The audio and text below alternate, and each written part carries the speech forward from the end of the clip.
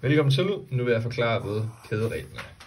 Kædereglen, det er den regel, man bruger, når man skal differentiere en sammensat funktion.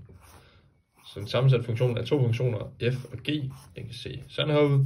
Og hvis vi differentierer den, så bruger vi kædereglen, og så bliver det lige med den ydre differentieret gange den indre ikke differentieret, og så gange den indre differentieret.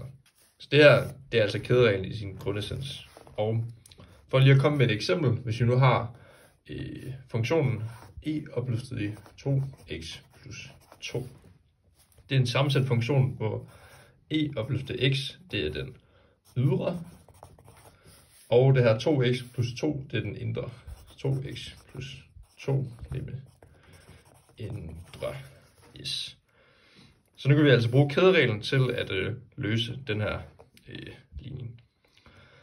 Så yes, måden vi gør det på, det er ved at tage den ydre differentieret e, differentieret, det kan bare e, og så har vi den indre ikke differentieret, så det er 2x plus 2, så det vil sige, at vi bare skriver, som det står, 2x e op plus 2x plus 2, og så ganger vi den indre differentieret på, så 2x plus 2 differentieret, det giver 2.